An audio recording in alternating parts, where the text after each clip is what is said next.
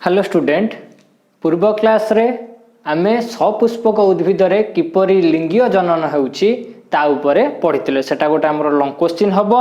सेटा को आमे पढितिले ताले से जो सपुष्पक उद्भिद रे लिंगीय जनन से पर्यंत होउची तुमरो कोन ना उद्भिद रे किपरि जनन हेउची से विषय रे आमे से पर्यंत जानि गले उद्भिद रो जनन एबे बा आजिरो क्लास रे आमे जानिबा प्राणी रो जनन बा रिप्रोडक्शन इन एनिमल ताले प्राणी ठारे किपरि भाबे जनन हेउची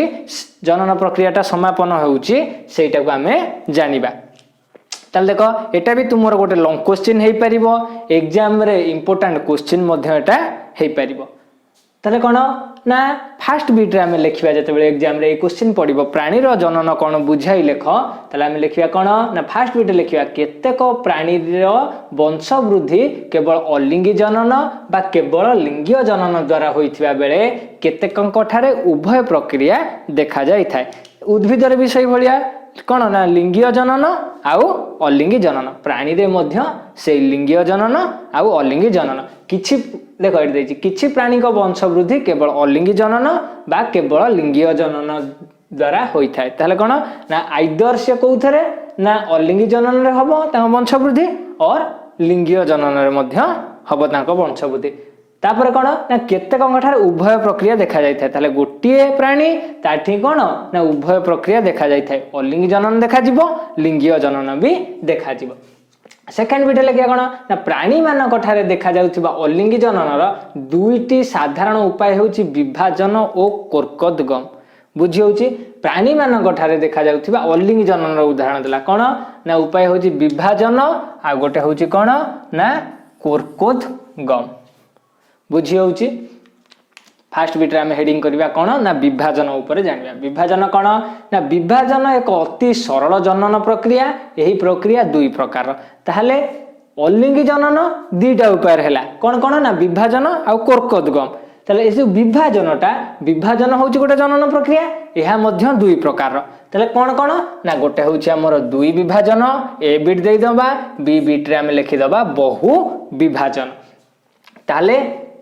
जेतेबेले फास्ट हम ए बीट देले एटा को दुई विभाजन विषय रे जानिबा ताले लॉन्ग क्वेश्चन केमिति लेखिबा बीट बाय बीट सेइटा भी ए क्लास रे जानि दबा ताले कोन ना दुई विभाजन लेखिले ताले बीट रे हेडिंग करबा दुई विभाजन एही प्रकार जनन द्वारा मातृजीव ठारू दुईटी अपत्य सृष्टि होंती ताले दुई विभाजन हेडिंग करी फर्स्ट पॉइंट रे हम लिखिले कोन ना एही प्रकार जनन द्वारा मातृजीव ठारू दुईटी अपत्य सृष्टि होंती ताले गोटिए मातृकोश बा मातृजीव ठारू कोन ना दुईटा अपत्य सृष्टि हुंती एग्जांपल आमे नबा कोन ना एमिबा मधुर पानी रे रुहे अनुकूल परिस्थिति रे एमिबा शरीर रे वृद्धि घटे बुझी होउची तापरे सेकंड पॉइंट लिखिबा सर्वबृहत आकार रे पहुंचीबा परे निजर कूटपाद गुडी को प्रत्याहार करी यह प्राय गोल आकार धारण करे ताले किए ना एमिबा जेते बेले तार सर्वबृहत आकार रे पहुंचबो माने आउ बढ़िबोनी बयसर से शेष सीमा रे पहुंचबो से कोन करिवो ना से परे निजर कूटपाद गुडी को प्रत्याहार करि नै जिवो माने कूटपाद गुडी को भीतर को नै जिवो एहा प्राय गोल आकार धारण करिवो ताले से कोन ना राउंड आकार रे बा गोल आकार रे धारण करिवो बा रहिबो एहा आउ खाद्य ग्रहण करे नाही ओ कोष विभाजन पय प्रस्तुत होय ताले से एमिबा कोन करिवो ना इयाउ खाद्य ग्रहण करि परिबो नाही से कोन हबो ना से पुनी कोष विभाजन पय तार प्रस्तुति आरंभ करिवो से थर्ड बीट लिखिबा कोन ना सम विभाजन द्वारा गोटिए मातृ एमिबारु दुईटी अपत्य सृष्टि हुई बुझी होउची कहा द्वारा ना जो सम विभाजन द्वारा तले कोन ना देखो इट देछि आउटा पॉइंट आईवी पॉइंट दबा पैरामोसियम ओ यूग्लिना मध्य दुई विभाजन द्वारा निजर जनन प्रक्रिया संपादन करंती ये भी कोन ये भी गोटे प्राणी किए ना पैरामोसियम ओ यूग्लिना जदी बहिरता चित्र देइनी नेट रे सर्च कर दबो त चित्र भी तमे देखि दबो गूगल रे सर्च करके देखि दबो तले कोन मध्य दुई विभाजन द्वारा निजर जनन क्रिया संपादन करंती किंतु पारामसियम रो कोष विभाजन अनुप्रस्थ पृष्ठ रे संपादित होइथिबारु एहाकू अनुप्रस्थ दुई विभाजन कहा जाय। ताले कार ना पारामसियम रे, एटा शॉर्ट क्वेश्चन भी गोटे हेइ पारे। ताले पारामसियम रो कोष विभाजन कोउठी हुए ना पारामसियम रो कोष विभाजन अनुप्रस्थ पृष्ठ रे संपादित हुए, तेणु एहाकू अनुप्रस्थ दुई विभाजन मध्य कहा जाय। यूग्लिनार कौन हुए ना यूग्लिना रे विभाजन पृष्ठ अनुलंब भाबे हेइथिबारु एहाकू अनुलंब द्वि विभाजन कहा जाय। ताले ये कोउठी हुए ना ये अनुप्रस्थ पृष्ठ रे संपादित हेउथिबारु आकू अनुप्रस्थ द्वि विभाजन कहा जाय। काकू ना पारामसियम। यूग्लिना कौन करे ना यूग्लिना रे विभाजन कोउठी हुए ना अनुलंब भाबे होउथिबारु ताकू अनुलंब द्वि विभाजन कहा जाय। ताले जेतिक बिट्स पॉइंट वाइज जहा जहा पढा होउची सब जाक इंपोर्टेंट बुझी होउची। तापरे देखो ए बिट हमर सरी गेला कोन ना दुई विभाजन, बी बिट हम आरंभ करिबा बहु विभाजन बुझी होउची। ताले हेडिंग करिबा बहु विभाजन। ताले कोन हेडिंग करदेले बहु विभाजन। देखिया बहु विभाजन कोन ना खरा दिने एमिबा रहुथिबा पोखरी गाडियारू पानी सुखी गले बा अत्यधिक ठंडा जोगु पानी बरफ होई गले एमिबार कूटपाद गुडी को प्रत्याहार करी निज शरीर चारिपटे 3 स्तर विशिष्ट एक कठिन आवरण बा कोष्टिका तैयारी करी रही। ताले कोष्टिका माने कोठरी भलिया बुझी होउची। से 3 आवरण बा 3 स्तर विशिष्ट ए जो कोठरीटा केते स्तर हबो 3 स्तर विशिष्ट हबो बुझी होउची। से 3 स्तर विशिष्ट कोन एक कठिन आवरण बा कोष्टिका, कोष्टिका होची कोठरी तैयारी करी रहे केते बेले ना जेते बेले जो एमिबा जो पोखरी रे रहू से पोखरी बा गडिया रे रहू ता पानी सुखी गले बा अत्यधिक जेते बेले ठंडा हेबो पानी बरफ हबो ठंडा जो पानी बरफ हबो तेबे एमिबा कूटपाद गुडी को से प्रत्याहार करिवो निज शरीर चारिपटे 3 स्तर विशिष्ट कोन करिवो एक कठिन आवरण बा कोष्टिका तैयारी करी रहिबो। ताले सेकेंड आई रे कोन लिखिबा ना एही समय रे तार चयापचय प्रक्रिया ह्रास पाए। ताले जेते बेले से ता शरीर चारिपटे कोष्टिका तैयारी करिवो सेतिकी बेले तार चयापचय प्रक्रिया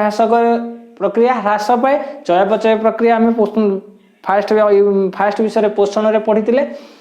ताले कोन ना जेते बेले चयापचय प्रक्रिया ह्रास पाए बारंबार नेष्टि विभाजन द्वारा जेते चयापचय प्रक्रिया ह्रास पाइबो कोन हबो ना बारंबार नेष्टि विभाजन द्वारा एमिबा शरीर रे 500 रु 600 छोट नेष्टि तैयारी हुए। एटा गोटे शॉर्ट टाइप आसीबो। ताले जेते बेले बारंबार नेष्टि विभाजन हुए एमिबा शरीर रे 500 रु 600 छोट नेष्टि तैयारी हुए। तापर कोन ना थर्ड बिट लिखिबा हम कोन ना प्रत्येक नेष्टि किछि परिमाणर कोष जीवक द्वारा आवृत होई रहे बुझी होउची। ताले से कह हबो ना जेतिक नेष्टि जो 500 रु 600 छोट नेष्टि तैयारी हला से नेष्टि काह द्वारा ना कोष जीवक द्वारा आवृत होई रहिबो। एही परि भाबे सृष्टि अपत्य गुडी को हमें कोन ना कुनी एमिबा बा एमिब्युला कहा जाय बा कहू हला। वर्षा दिन आगमन रे फोर्थ बिट वर्षा दिन आगमन रे परिस्थिति अनुकूल हेले एही कठिन आवरण जल संस्पर्श रे आसी फाटी जाय। ताले कोन हबो ना जेते बेले वर्षा दिन रो आगमन हेबो सेति बेले कोन हबो ना एही कठिन आवरण जो 3 स्तर विशिष्ट कोठरी से कोष्टिका तैयारी करे से कठिन आवरण कोन हबो ना जल संस्पर्श रे जेते बेले आसीबो से फाटी जिवो। कोष्टिका भितरे थिबा कुनी एमिबा माने बाहर को चली आसीबे। ताले कोष्टिका भितरे जो कुनी एमिबा थिबे बुझी होउची से कोन हेबे ना से जेतले फाटी जिवो से बाहर को पळेई आसीबे। एमिबार एही प्रकार बहु विभाजन जनन क्रिया को स्पोरुलेंस मध्य कहा जाय। ताले कोन ना एही जो एमिबार एही प्रकार बहु विभाजन जो हेला हमर ताको हमें कोन कहू ना सेही क्रिया को स्पोरुलेंस मध्य कहा जाय। ताले बुझी हला ए बिट रे हमें बुझले कोन ना दुई विभाजन बी बिट रे बहु विभाजन। ताले विभाजन बुझी गले एबे देखिबा कोरकोथ गम। ताले हेडिंग करिबा कोरकोथ गम। देखो हेडिंग कर देले हमें कोन ना कोरकोथ गम।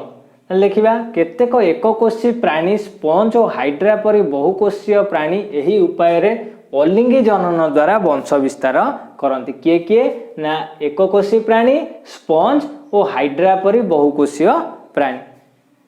ताले कोन ना जेमती हमर विभाजन होइतला दुई प्रकार गोटे होची दुई विभाजन आ गोटे बहु विभाजन सेमती कर्कोद्गम मध्य दुई प्रकार गोटे होची बाह्य कर्कोद्गम आ गोटे होची अंतः कर्कोद्गम ताले बाह्य कर्कोद्गम कोन जानिबा ए बिट रे हेडिंग कर दबा बाह्य कर्कोद्गम ताले कोन ना परिवेश जेते बेले अनुकूल और खाद्य पदार्थ प्रचुर परिमाण रे मिले सेते बेले सुस्थ एवं बह्य प्राप्त हाइड्रा कि स्पंज नो हाइड्रा बुझी होची सुस्थ एवं बह्य प्राप्त हाइड्रा एही उपाय रे वंश विस्तार करिथाय बुझी होची देखो अलिंगी जनन द्वारा दी जण वंश विस्तार कले कि ना स्पंज आउ हाइड्रा दी जण जाक बहुकोषीय प्राणी किंतु जेते बेले परिवेश अनुकूल और खाद्य पदार्थ प्रचुर परिमाण रे मिले सेते बेले कोन ना हाइड्रा वंश विस्तार करिवो सेटा को आमे कहिले कोन ना बाह्य कर्कोद्गम बुझी होची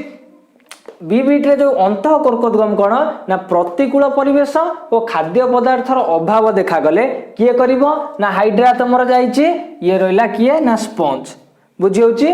प्रतिकूल परिवेश और खाद्य पदार्थर अभाव देखा गले स्पंज एही